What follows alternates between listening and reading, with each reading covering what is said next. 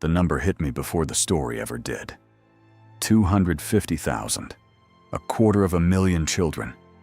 No parents. No last names. No birth certificates. No clear record of where they came from or who they belonged to. They were put on trains between 1854 and 1929 and sent across America like cargo, handed off to strangers in 47 different states. And somehow, this isn't a full chapter in history books. It's barely even a footnote. I stumbled across it by accident. I was digging into the destruction of the 1890 census, trying to figure out what else might have disappeared during that same time. One missing record led to another, and eventually I found a name I'd never once heard in school: the Orphan Trains, the largest mass relocation of children in American history. A 75-year operation that moved 250,000 human beings across an entire continent. And most people have never even heard of it. That alone should bother you. But what bothered me more was the math. The official story sounds simple enough. In the mid-1800s, eastern cities were overwhelmed by immigration. Families arrived from Europe in waves, cramming into overcrowded tenements. When parents died from disease, poverty, or addiction, their children were left alone on the streets. By 1850, New York City alone reportedly had between 10,000 and 30,000 homeless children. A Yale-educated minister named Charles Loring Brace saw them, sleeping in alleyways, forming gangs just to survive, getting arrested, and thrown into adult prisons at ages as young as 5. He believed something had to be done. So in 1853, he founded the Children's Aid Society. His solution? Take the children out of the cities, put them on trains, send them to farming families in the Midwest, families who needed help, who could offer structure, discipline, and what he believed was a better moral upbringing. The first train left New York on October 1st, 1854. It carried 46 children to Dowagiac, Michigan. Within a week, every single one of them had been placed with a family. And just like that, the program grew. Other organizations joined in: the New York Foundling Hospital, the American Female Guardian Society. Eventually, more than 20 different agencies were involved, and for the next 75 years, the trains kept running. Now, to be fair, the official narrative isn't entirely wrong. Many of these children did end up in good homes. Some even went on to live remarkable lives. 2 former riders became state governors: Andrew Burke of North Dakota and John Brady of Alaska. A 1910 survey claimed that 87% of placements were successful. And Charles Loring Brace, he genuinely believed he was saving these children. In many cases, he probably was. I'm not disputing that. What I'm questioning is everything else: the scale, the origins, and the silence around the parts of this story that don't quite fit. Let's start with the numbers. In 1850, New York City had a total population of about 500,000 people. The claim is that 10,000 to 30,000 of them were homeless children. That means somewhere between 2% and 6% of the entire city was made up of parentless kids. Think about that for a second, and then it gets stranger. By the 1870s, after orphanages had been established, after charitable organizations expanded, after the Children's Aid Society had been working nonstop for years, the number of homeless children didn't go down. It stayed the same. Some estimates even say it increased. Between 20,000 and 30,000 children, still on the streets. The programs weren't solving the problem. The supply of children just kept growing. So the obvious question is, where were the parents? We have immigration records. We have ship manifests. Ellis Island processed families, together, not waves of unaccompanied children. These kids didn't arrive alone. So something must have happened after they got here. something widespread enough to produce 250,000 children over 7 decades whose origins couldn't be traced. And that's where the story starts to fall apart. And it gets even harder to ignore when you zoom out. Because this wasn't just happening in America. At the exact same time, across the Atlantic, another program was running. Almost identical in structure. Almost identical in outcome. It was called the British Home Children Program. Between 1869 and 1948, more than 100,000 children were taken from the United Kingdom and sent to Canada, Australia, New Zealand, and South Africa. Same idea. Same justification. Poor children labeled as orphans, sent away for a better life. But here's the part that doesn't get talked about enough. 2/3 of those British children weren't actually orphans. They had at least one living parent. So now you have 2 separate programs on 2 different continents, operating during the same decades, using the same methods, and producing the same result. Hundreds of thousands of children, separated, relocated, their origins blurred or erased. That's not just poverty. That's a pattern. And patterns demand explanation. But when you go looking for answers, you hit a wall. Because the records simply aren't there. The National Orphan Train Complex in Concordia, Kansas, the main museum dedicated to this history, has confirmed records for just over 8,000 riders, out of 250,000. That's roughly 3%. The New York Foundling Hospital alone is estimated to have sent out around 100,000 children. Yet researchers describe their records as practically non-existent when it comes to specific trains and individual riders. Many of the organizations involved didn't keep standardized documentation at all. Children were taken directly off the streets. No verified background, no official record of their families. Once they were placed, their names were often changed, sometimes more than once. And today, if descendants try to trace their history, they run into locked doors. Both the Children's Aid Society and the Foundling Hospital still restrict access to their archives. If you contact them, you don't receive documents. You receive a letter, a summary, no names, no identifying details, just fragments. Think about that. 250,000 children moved across a continent, and 97% of them exist in incomplete, sealed, or missing records. All of this happening while the United States was building one of the most advanced census systems in the world. Once you notice it, it's impossible to ignore. Because right at the center of this timeline sits something else. The 1890 census. This was the most detailed population survey the country had ever conducted. For the first time, every household had its own form. It recorded immigration status, citizenship, language, home ownership, race, family structure, every individual's relationship within the household. It captured a nation of 63 million people, and it was taken during the exact peak of the Orphan Train era. Between 1882 and 1892, the busiest decade, placement rates were at their highest. Nearly half of all children sent to Minnesota alone arrived during those 10 years. The 1890 census should have shown everything. Where these children were living, who they were living with, and whether their claimed origins matched any real immigration records. It should have connected the dots. But it didn't, because it no longer exists. On January 10th, 1921, a fire broke out in the basement of the Commerce Department building. The census records were stored there. About 25% of the documents were completely destroyed.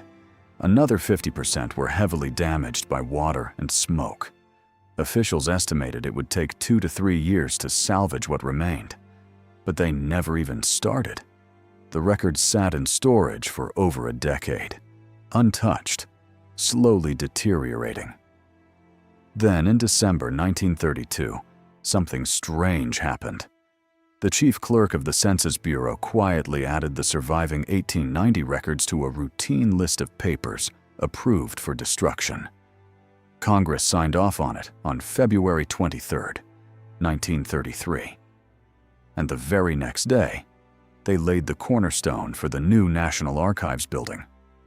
Out of 63 million recorded individuals, only about 6,300 entries survive today. And here's the part that makes it even more unsettling. This was the first census where the government stopped creating backup copies at local offices. No duplicates, no redundancy, just one master set. Gone. The single most valuable genealogical record ever created, covering the exact years when hundreds of thousands of unidentified children were being redistributed across the country, was erased completely. And the pattern doesn't stop there, because the deeper you go, the more unsettling it becomes.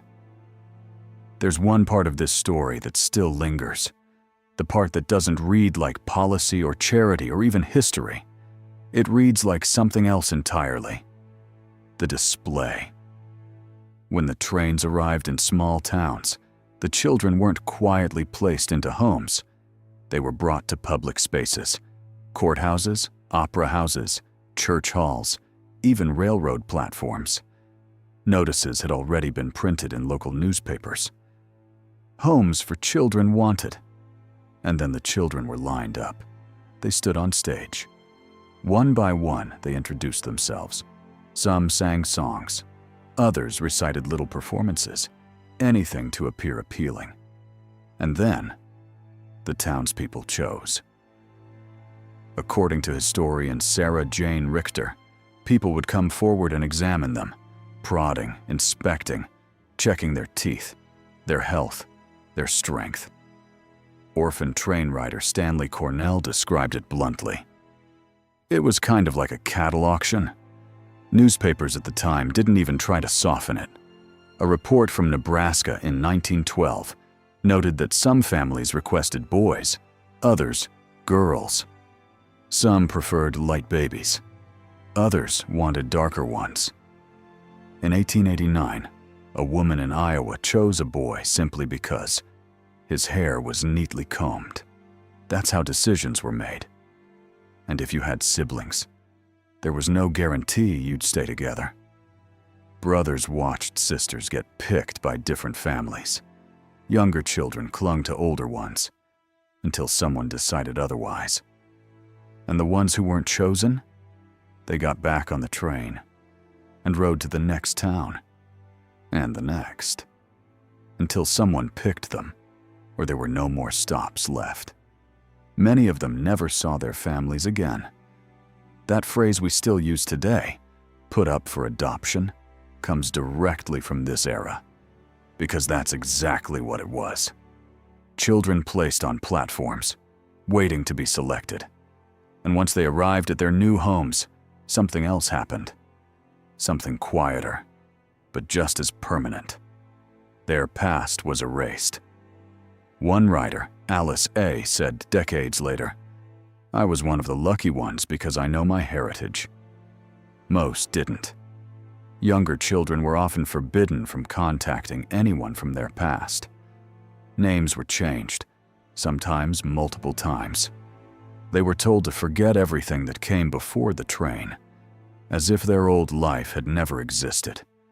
I came across one account of a boy who was sent back 3 separate times. 3 different families rejected him before a 4th finally kept him. Not because he was difficult, not because he misbehaved, because he was too small for farm work. That's what many families were actually looking for. Labor. And the paperwork reflected that reality. These arrangements weren't always called adoptions. They were often labeled as indentures, the same legal term used for contracted servitude. At the time, people noticed. Abolitionists openly compared the selection process to slave auctions. Catholic leaders in Boston accused the Children's Aid Society, a Protestant organization, of deliberately removing Catholic immigrant children and placing them into Protestant homes. Reverend George Haskins even claimed they were selling children body and soul to farmers. These weren't fringe theories whispered in secret. These were public accusations, printed in newspapers, raised in hearings. And yet, the trains never stopped. Now step back for a moment. Because something else was happening at the exact same time. October 8th, 1871. In a single night, massive fires erupted across the Great Lakes region. The Great Chicago Fire destroyed over 2,000 acres, leveling thousands of buildings and leaving 70,000 people homeless. That same night, 200 miles away, the Peshtigo Fire in Wisconsin burned through 1.2 million acres and killed between 1,500 and 2,500 people, the deadliest wildfire in American history. At the same time, fires broke out in Holland, Michigan, Manistee, Port Huron. In total, 37 separate fire zones across 3 states, all on the same night. The official explanation: drought, poor land management, a series of unfortunate coincidences. But think about the timing. The decade immediately following those fires, from 1882 to 1892, became the peak period for orphan train placements. Entire communities had been wiped out. Local records burned, birth certificates, church registries, property documents, gone. And into that void came thousands of children. Children with no traceable origins. At the same time, something even stranger was happening in public spaces across the country. At world fairs, at amusement parks. Between 1896 and 1943, premature infants were displayed in glass incubators as attractions. People paid to see them. A man named Martin County, who may not have even been a real doctor, who changed his name, lied about his background, ran these exhibits at places like Coney Island and major world's fairs. Signs outside read, "Babies in incubators." For 25 cents, visitors could walk in and stare at rows of tiny infants behind glass. County claimed he cared for over 6,500 premature babies. Their names? Anonymous. Hospitals at the time often refused to treat premature infants at all, calling them too weak to survive. And yet, here was a steady, ongoing supply of them, displayed, preserved, surviving, at the very same fairs where eugenics exhibits were also being presented. So the question becomes unavoidable. Where did all these children come from? Not just the ones on the trains, all of them. Because no matter how far you dig into the theories, the timelines, the documents, it always comes back to the same thing. The children, real people, who boarded trains without knowing where they were going, who stood on platforms while strangers examined them, who lost their names, their histories, their identities. Today, an estimated 2 to 3 million Americans are direct descendants of orphan train riders, and many of them carry a gap in their family tree that can never be filled. Not because the information was lost by accident, but because it was never recorded. Or it was recorded and then sealed. Or it existed once in a census that was destroyed and never restored, even when restoration was still possible. I spent weeks searching for one thing. Just one. A document. A report. Anything that clearly explains where these children came from. A verified accounting. A chain of custody for 250,000 lives. Doesn't exist. What you find instead are fragments. Annual reports claiming success, but offering no verifiable data about the children's origins. Organizations that didn't share information with each other. Records that were never standardized, or never kept at all. And over time, what little existed was lost, destroyed, or locked away. So maybe it really was just poverty. Maybe everything has a simple explanation. But when you line it all up, the numbers, the missing records, the destroyed census, the sealed archives, the parallel programs overseas, the fires, the exhibitions, it stops looking like coincidence and starts looking like something else. A pattern. 250,000 children with no clear origin. Records missing at every level. A census that should have answered everything. Gone. An erasure so complete that even modern DNA testing often can't trace these bloodlines back beyond a train platform. At that point, the question isn't whether something happened. It's what happened. What created 250,000 children with no verifiable past in one of the most documented periods in American history? What required them to be redistributed across an entire continent? And what, exactly, is still being hidden behind those sealed archives? Because the records won't tell you, the institutions won't tell you, and the history books barely acknowledge it ever happened. But the descendants are still here. 2 to 3 million people, carrying unanswered questions in their blood. And maybe the most unsettling part of all is that the children remembered, even if history chose to forget.